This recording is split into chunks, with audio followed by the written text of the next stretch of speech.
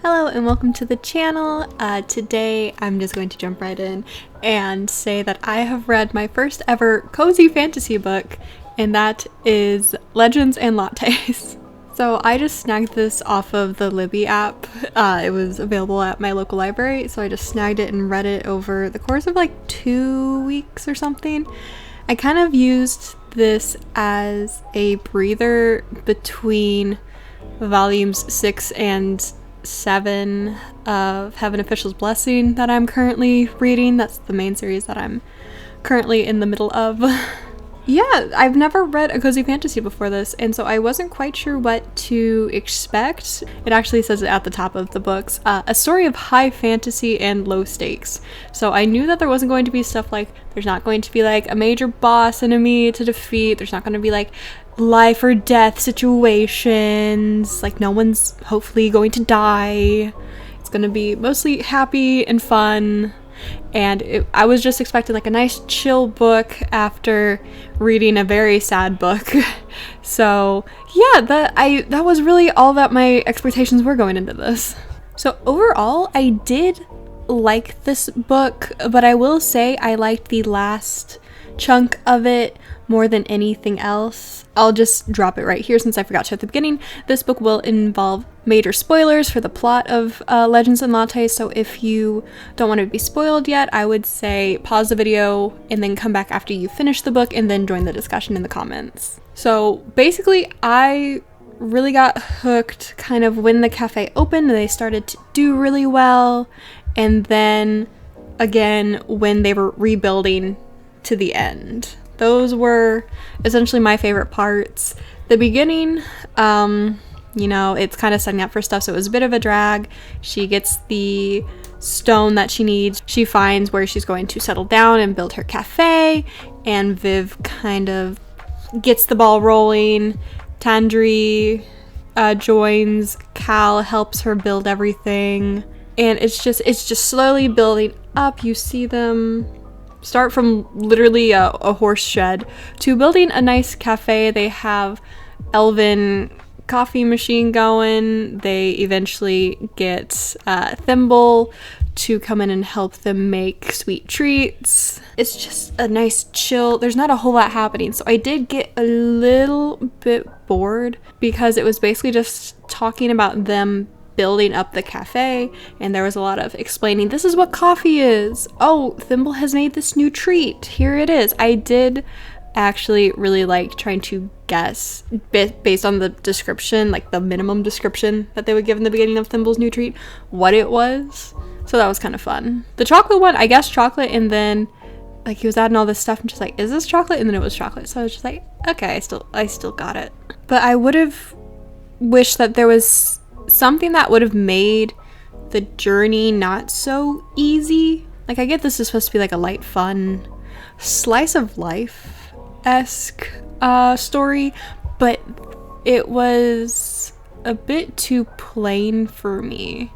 Like, I felt like not a whole lot of character development happened. Like, I would have loved to see more character development from Viv, more of starting behind where we see her in the beginning.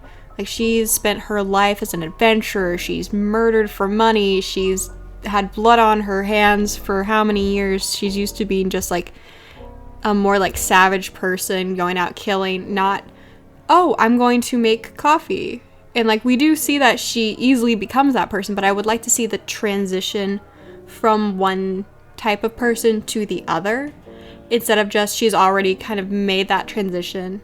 From her very last mission, walking out with the stone and just leaving her crew behind, it just seemed very 180, and I would have loved to see her kind of like struggling to like kind of maybe go the proper routes of things. Maybe there's like a moment here or there to where her past just normal behavior kind of kicks in and she just kind of autopilots something, and then maybe Tandri has to be like, okay, we can't do this, like this is how we have to go about things, or just like some little bits that make it seem like she's still having to work through to become this person that she is trying to be, going down this new path that she really wants.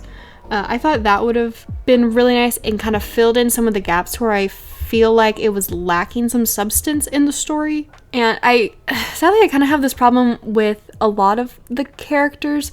They seem just almost one-dimensional. They serve their slot in almost like a puzzle. You have Viv, who's running the store. She's the brute force. You have Cal, who's the kind of mastermind behind all the architecture work, getting the shop looking nice, helping Thimble with his ovens. And then you have Thimble, whose sole job is to just kind of make these new treats to sell.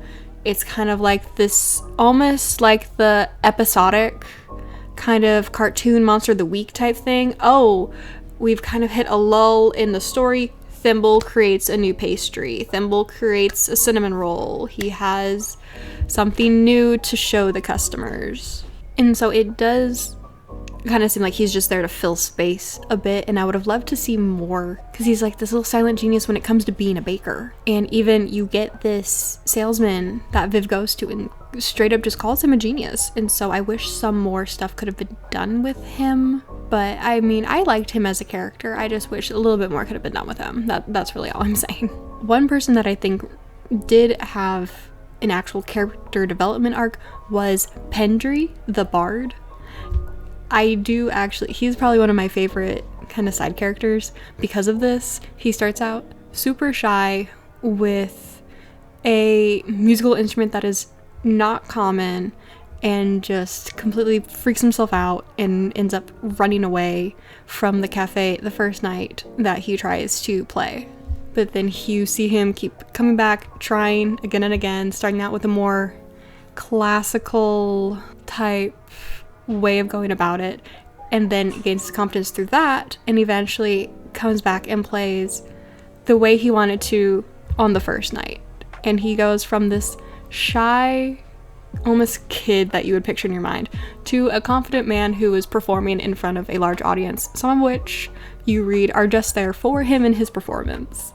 And so I did really enjoy that. And plus you see him come back even later during the rebuild stage of the book, and you find out that he's actually from a family that does stonework. And so he comes back and helps physically rebuild the cafe. So he was probably one of my favorite characters.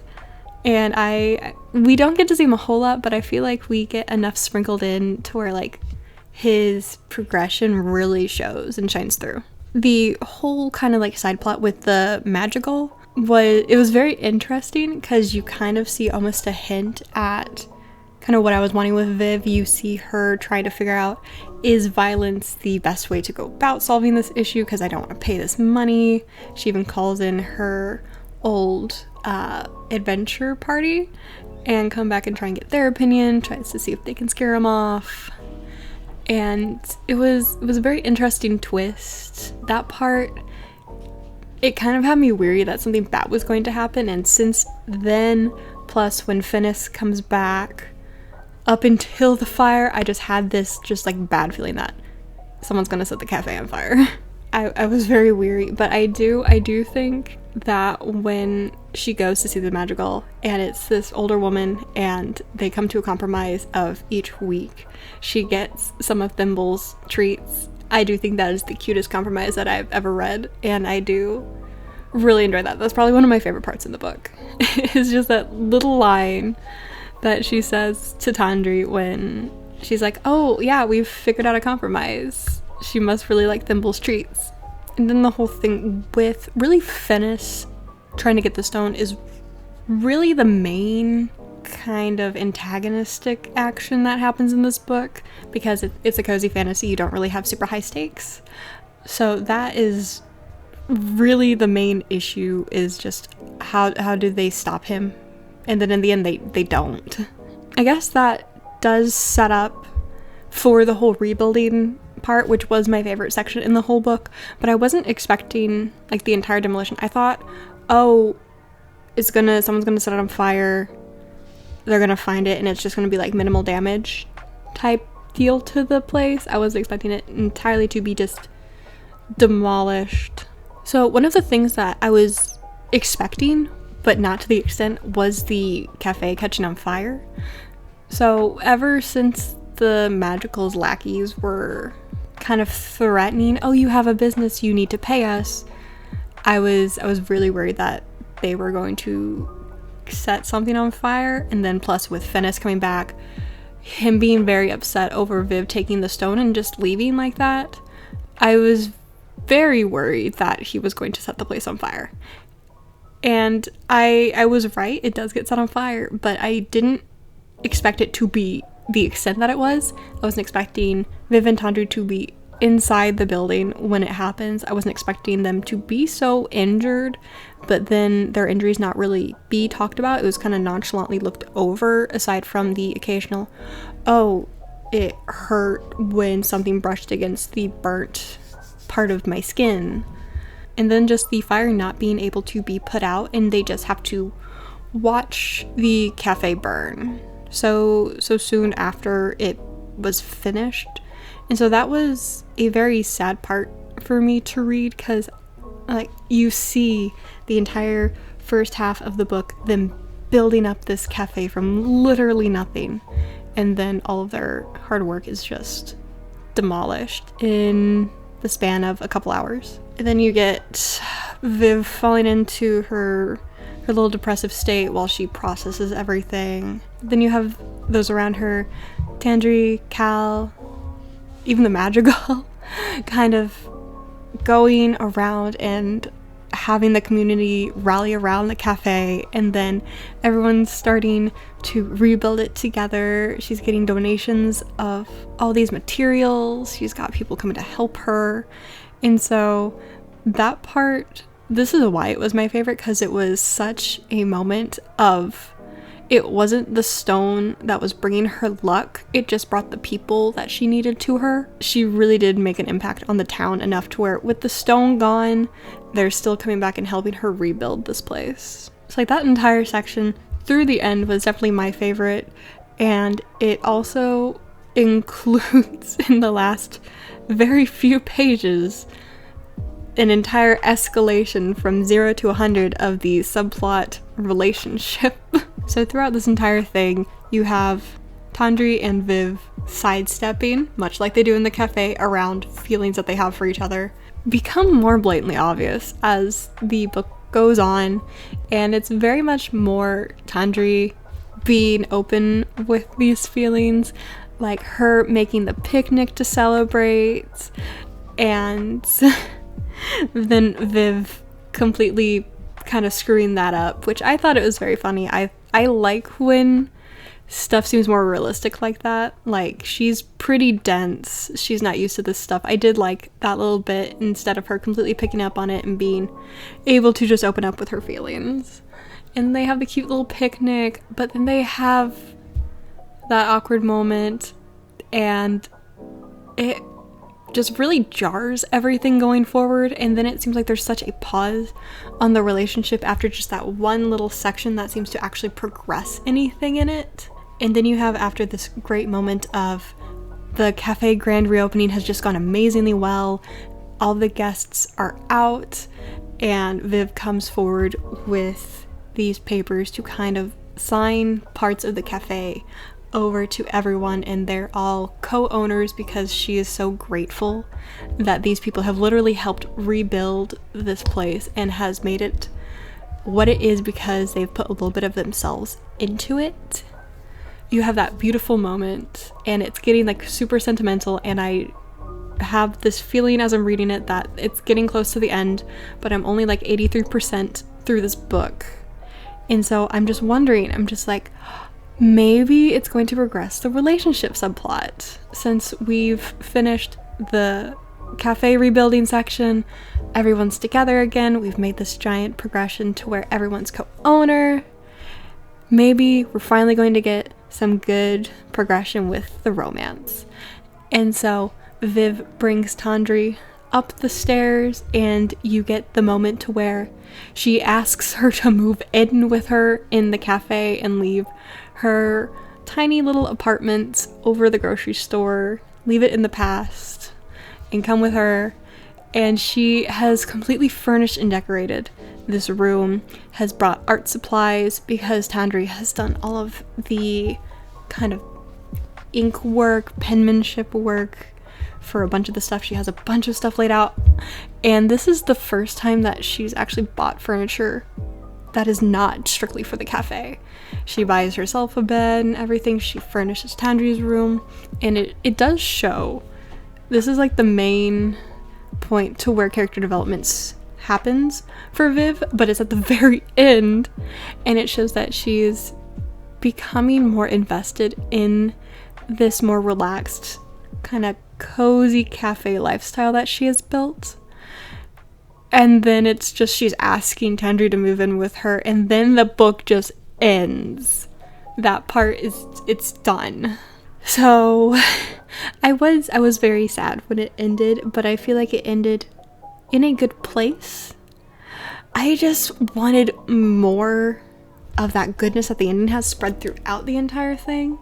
So I gave this book 3 out of 5 stars, and that is because I love the ending part from the rebuild onwards, but I felt that that middle section was just kind of floaty. It lacked some substance. I would have loved to see some more character development in there. I would have loved to see characters come into their own and make more of an impact in the story. I just really needed just a little bit more, and it could have easily been a 4.5 star. It just barely just kind of fell off for me. But the ending did completely save it from being a DNF, and so I did appreciate that. So even though I might not recommend Legends and Lattes to someone who's looking to get into cozy fantasy, thanks to this book, I will be actually wanting to try out some more books in the genre.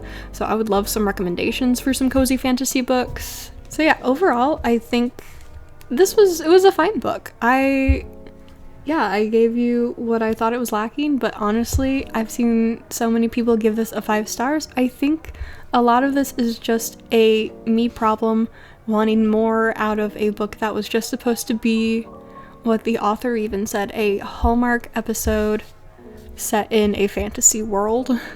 So overall, I think this is a really solid book, and I would recommend it to someone who just wants a just straight, cute coffee shop with a little bit of romance thrown in. I think this would be great. But for me, sadly, I wanted just a little bit more, and I will hopefully find that, because thanks to this book, I'm going to dive more into the cozy fantasy genre. So that's really all I have to say on this book. If you have read this book, I would love to get your opinions on it. What did you like about it? Do you agree with me? Do you disagree with me? Do you want to add something that I overlooked or forgot to bring up? Please, if you do have recommendations for other cozy fantasy books, please drop them in the comments and let me know. That way I can add them to my list to read. But yeah, that's basically about it. So thank you for those who watched this video. I hope that you got at least something out of it, and I hope to see you again soon. Bye!